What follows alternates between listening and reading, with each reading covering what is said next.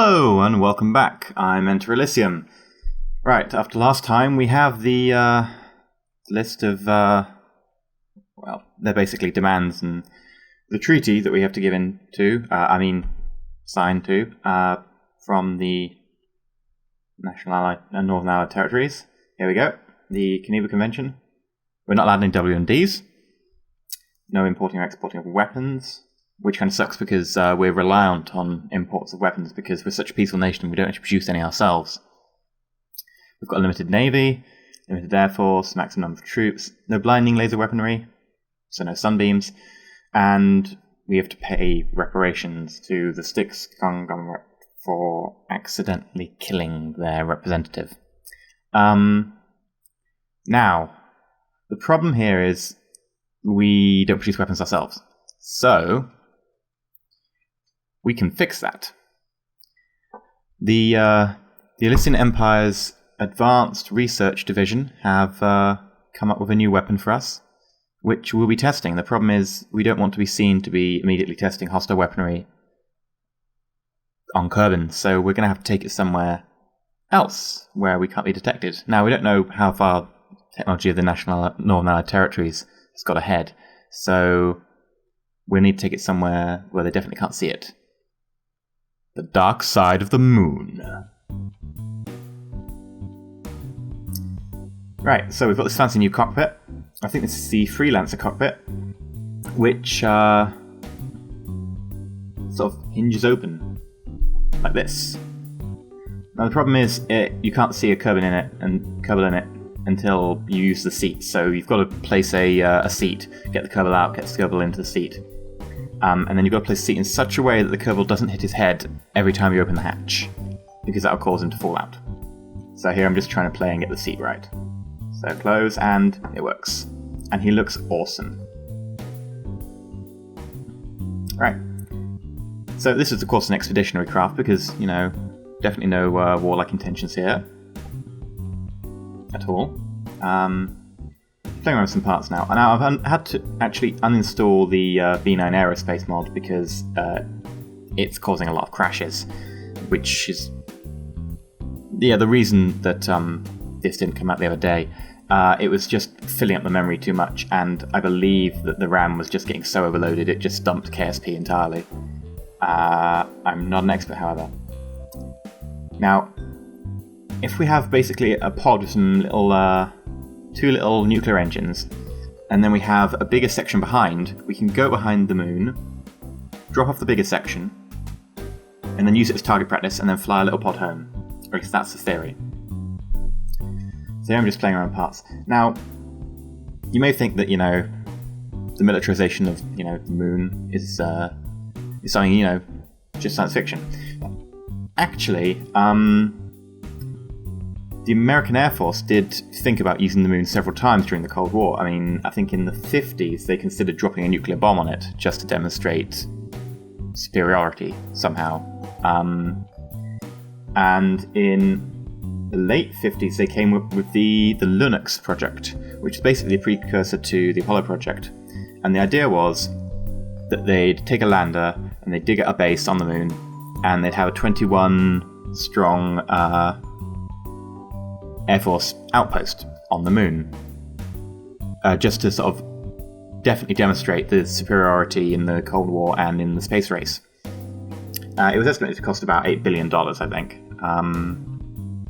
But it is questionable what the point of this would be, having just 21 airmen there. I mean, it's not as if there's anything really to fly other than the capsule home. And the point would be to go there to come back. And it was a lot more militarized than, say, the later Apollo missions, which were A, a demonstration of superiority, and B, let's go get some rocks while we're there. Amusingly, when Apollo 13 didn't land, and they were coming back after their slingshot maneuver and wondering why their course correction was wrong, and every time they corrected their course, they were off by a certain amount. And they figured out that it's because they didn't land and they didn't pick up the rocks, and their rocks were still being calculated in the mass of the craft. So, interesting fact for you. Now, these spherical fuel tanks, I saw these on the forum a little while ago when they were untextured, and I've been looking forward to these because they do look pretty cool, and they look quite industrial. Now you can get these in a number of different sizes, and you can get them with monopropellant. Here I'm just playing around with the design. By using no clip, I've managed to get kind of a nice looking thing for the engines coming out the back. I'm more and more inclined to say that no clip isn't really a cheat as a sort of a necessary thing to make anything look good, because things look relatively the same in Kerbal Space Program if you don't use no clip, because everything stacks on each other. And by using this, you can get some more interesting designs. Now these spotlights are in fact from B9. Yes, I know I said I installed it, but I kept the spotlights because of a few reasons. One, I'd already put them on some stuff, and two, they look pretty cool, and you can get them in massive arrays. Now, here's the Sparrow missile.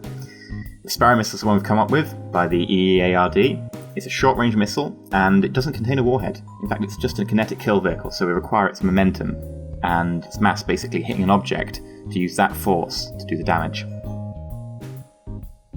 Now, in terms of the game, these actually are both solid rocket motors and decouplers, so they will pop off the side of your craft and then fire away. But I don't know how effective they will be, because of course they are not yet properly tested. Only sort of small laboratory tests and short ground-to-ground tests have been done. And not even against a target, so we're going to have to go up and test these, which will be interesting to say the least. Now, of course, in real life, the Outer Space Treaty from 1966 banned the use of any celestial body, including the moon, for anything else military-wise. They banned it for anything other than peaceful means and uses. Fortunately, in Kerbal Space Program, in the Elysian Empire and Styx and Northern Ireland territories haven't come up with this yet. If they ever will. So, we get our opportunity to do some weapons testing in outer space. Now, this big thing here is part of the, I can't remember what it's called, I know the acronym is something like the THSS or something. It's big orange tank. Basically, it's to make things look slightly more utilitarian in space, because, in space you don't need shielding and coverings and stuff for aerodynamics. You don't have aerodynamics because you don't have air. So it looks kind of cool, and ultimately I put the big KW solid rocket motors on the side, but I have to get rid of them eventually because they're just too much rust, because the entire thing ends up being so light that those keep taking us to orbit and then beyond, and they're still firing, and we're going out past our apoaps. So I end up having to change these down and up the amount of liquid fuel for the liquid fuel engines just to be able to get us to that last bit. I don't think it's included in this video because around that time it crashed over and over and over again. And now, just to make it easier to see if we've hit the target, let's put some sheet of plating on there. And yeah, that should allow us to see if we hit the target or not. And then, some big wings to stop us flying off on takeoff. Now, the intention was to try and launch this and just do it without MacJeb at all, because every now and again I like to shock the system and try something different, because, if you use MacJeb too much, you can be reliant on it. And, the first few times I launched it, I did not use MacJeb. And then it crashed so much, I ended up recording this version without MacJeb, and I was, in fact, in the kitchen half the time. with MacJeb, and I was in the kitchen letting MacJeb do the ascent. Of course, to get to the moon and so on, I didn't use MacJeb, other than for the pointed node commands, because I don't feel that you need to give MacJeb sort of that. I mean, it's kind of easy. You just burn prograde until you have an apoaps around the moon. So, just messing around here and make sure the decouplers are right. Now, we actually have the Northern Ireland territories have got a representative at each nation's space command to make sure that nothing aggressive or breaking the treaty is being done. So, by using the fairings, they won't be able to see our missiles. And it turns out that the pylons don't actually attach to those. Well, they do, and then they just rip them off. the weight of the craft is too much. So let's give it a go.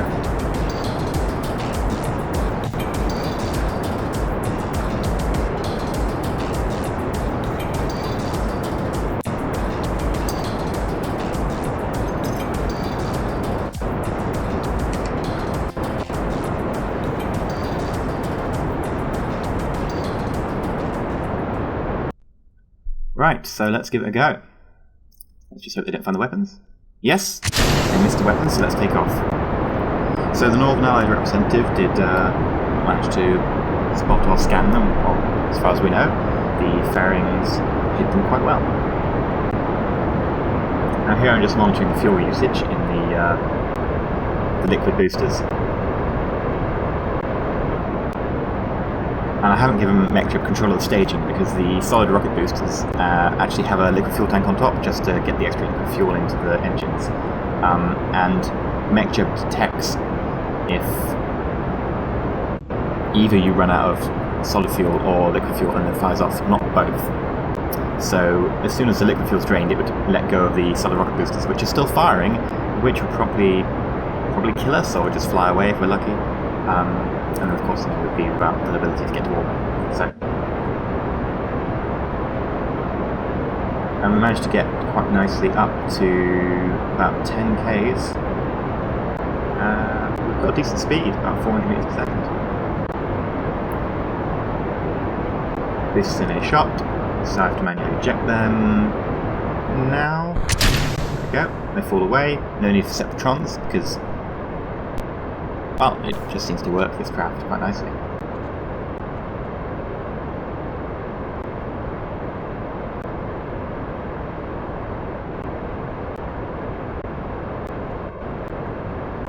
Now, of course, you may ask, well, with all the peace and so on, why are we testing our weapon systems?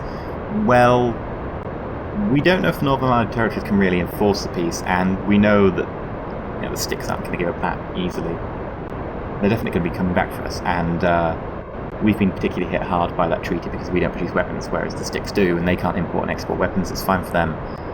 I think it was perhaps running over the representative that meant we kind of got the bad end of the bargain there. So we're going to have to try and develop our own weapons and go test them. Strictly, this isn't against the treaty,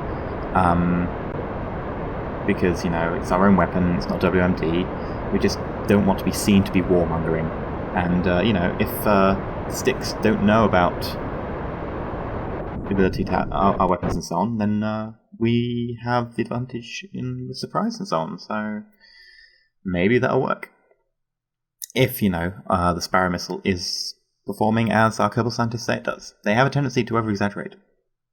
Now here I'm just playing around with the fuel because if we just go on, the liquid fuel in the center won't be enough. Well, it will, but it'll be going through the nuclear engines, which aren't enough for us to circularize our orbit, so I've got to transfer them into the edge tanks, and at the same time try and make sure the edge tanks are roughly equal so we don't end up spinning out.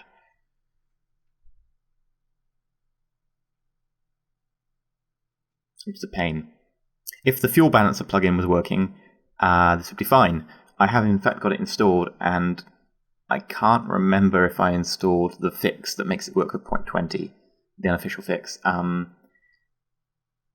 I don't want to risk crashing the game again, because it's crashed so many times, making it so stupid. So, let's give it a go. Now I'm using the bigger nuclear engines, the 2.5 meter ones from the new release. They're pretty fun. I like them. Everyone's new with nuclear engines anyway in space because, well, they're so efficient. So it's nice that they noticed that and went, well, you know what we need? More nuclear engines.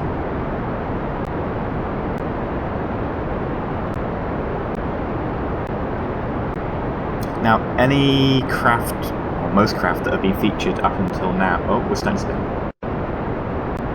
Yep, that's what happens when I let one run out of fuel, and also it weighs more because they're on fuel. So let's just transfer all the fuel to the center and detach these. And try and do it while everything's spinning.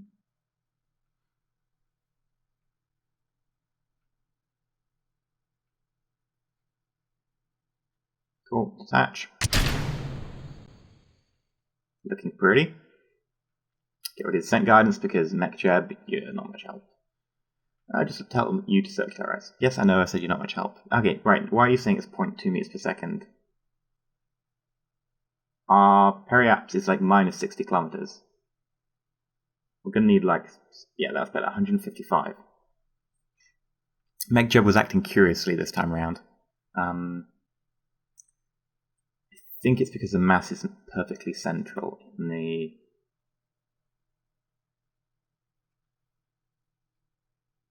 craft, but we'll see.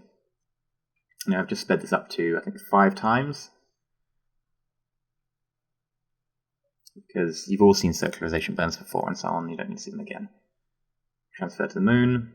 We're going to try, basically do the Apollo slingshot, where we just go round the back and then straight back, free return trajectory. Except, you know, we still got power, so we don't really need a free return trajectory, but... And when I say that, I'm referring to Apollo 13, because, you know, the other ones went into orbit, we're just passing by. Now, the idea is to go ahead of the moon, come in behind it, do our tests in, I think we'll have like 12 minutes or so behind the moon, do our tests then, and then come out the other side smelling of raisins. Raisins? Flowers, daisies, I don't know. Anyway. Maybe I just really want raisins. I do quite want some raisins. Anyway. So yeah. Now, if you look at the delta V that this thing has, it's insane. Like, the front pod has 5,000 plus delta V. The back one alone, when it's full, has 5,000. This thing could go 2 joule and come back and still refuel a small craft. Well, a medium craft, even.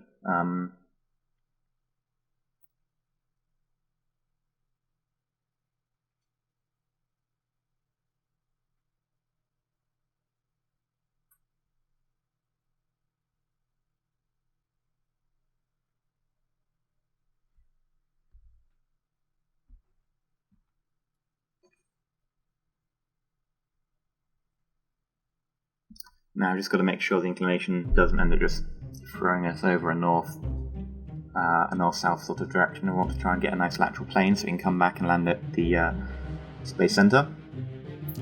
Because, you know, the command pod will have all the valuable test data and so on, because obviously when you're behind the moon, no one can see you, no one can detect you from Kerbin. So, we're going to have to get there, get back, and make sure the data doesn't fall into the wrong hands. Now I've got nice low apoapse. Right, so let's get rid of the fairings. There you can see the command pod. Looking pretty. And let's just get our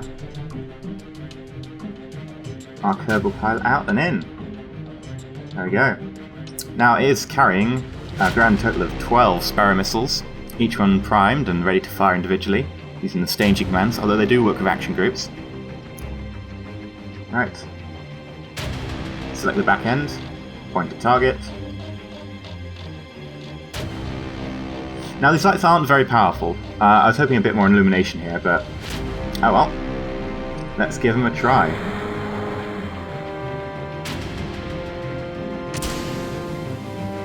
Okay. That was my bad aiming. Yes, it's a hit. Not much of an effect. It's a miss. That's a terrible shot. Oh yeah. I think we've destroyed the main fuel tank. No? It's still there. Oh, we just destroyed the decoupler, I think. The one that's touching the engines to it.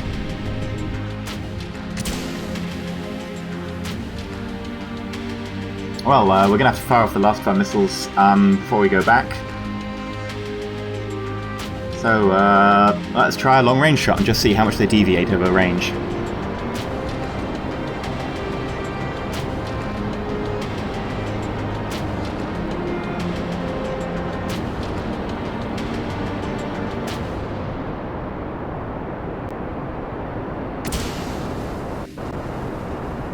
That one seems to fly relatively straight, 500 meters, 800 meters, 1 point.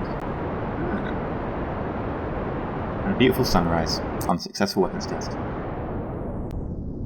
Okay, let's flip around and just fire back at the debris and see how much we can get. Now, I'm not expecting that much. It's 2 kilometers away. I just want to see how much these missiles deviate when fired.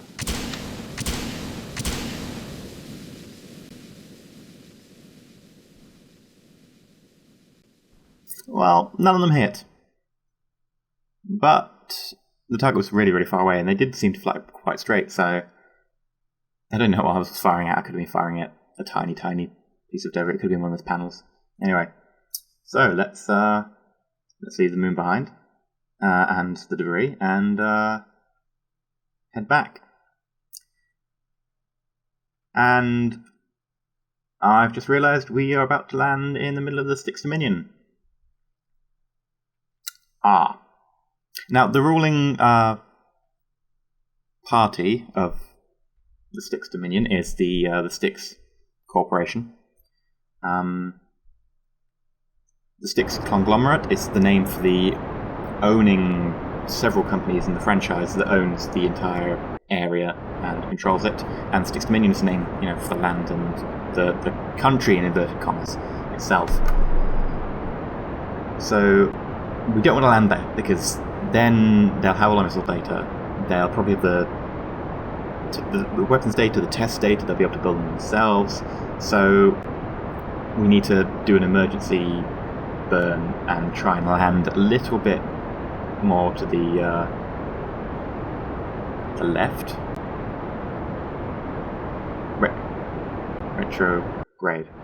Retrograde in terms of the planet. So I actually really do like the landing guidance system for MacJeb, even if you're not using it automatically, just to use it as a show indicator prediction, which is quite good. This is probably one of my favourite things about MacJeb 2. You can just see that little blue thing there heading towards Cape SP. That's the marker. So if we can land at KSP, KSC, we can land at the Space Center, give our weapons taste data back, then mission accomplished. We have working weapon. It's effective. By and large, it's effective. And I think this puts us in a pretty good situation. And so far, we don't know that the Styx Corporation are doing any worse than us, or any better than us. So I think we may just be pulling ahead. Our spies haven't reported anything out of the ordinary there, so I think we're in a good chance of coming out ahead, despite the highly unfair treaty. We didn't mean to run him over. Probably. We need to investigate that. See if Danny Kerman had any grudge or something. But he seemed to have died a hero, and I don't know. You may need a hero's burial. It depends what the people of the Elysian Empire think. If you think Danny Kerman deserves to be immortalized for his heroic effort, even though it failed, just let me know down below. Or not, just let me know. But it looks like our return trajectory is perfectly legitimate and good and fine, and everything is shiny and dandy now. Now I've overshot a bit because I don't know if MacJeb takes into account the friction from the air. The drag will probably pull us back towards KSP a bit. Or KSC a bit, I keep saying KSP. I do like this pod. It's highly effective for something that's interesting, original, special, unique.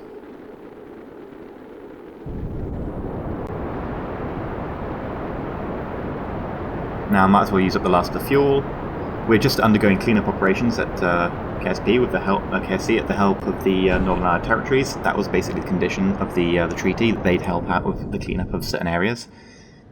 So it should be fine for Kerbals to step outside of their craft now. But of course, we're never really going to get down to normal levels again.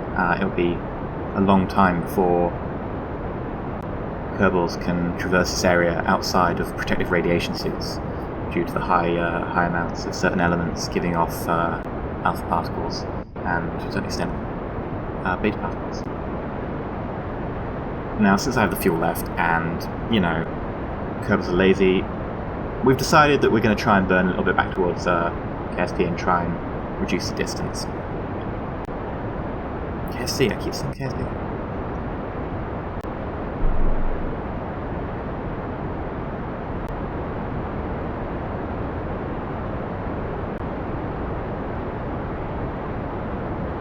Yes, Geffert Kerbin is a daredevil. He does like flying with the cockpit open, even with an active nuclear reactor at the back.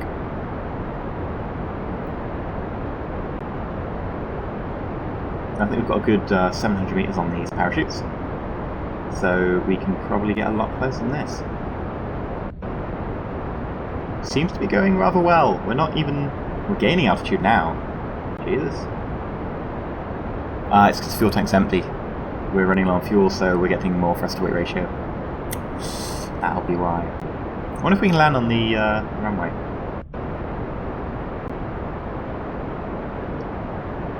More sideways, less. Ooh. The parachute's opened. Why did the parachutes open?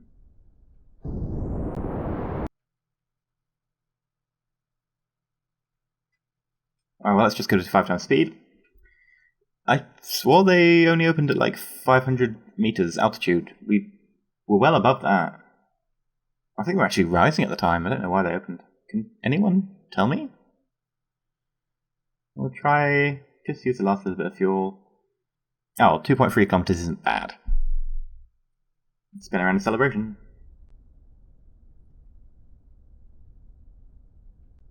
But yes, that was another successful mission. And while it may be peaceful for the moment, anything could happen. So it's good to know that we've developed our own weapons and are able to use them. Anyway, yeah. This will be continued again next week, at the weekend.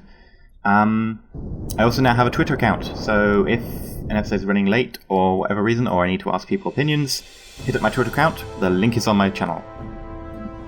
And Geffert Kerbin is back, victorious and successful. And he likes standing on top of the craft for the lols.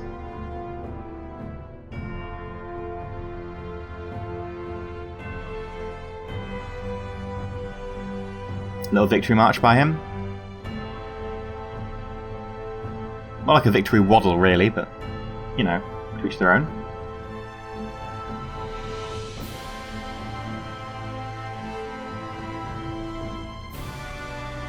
He's extremely happy, he just doesn't show it. Anyway, I've been EnterElysium, and stay shiny.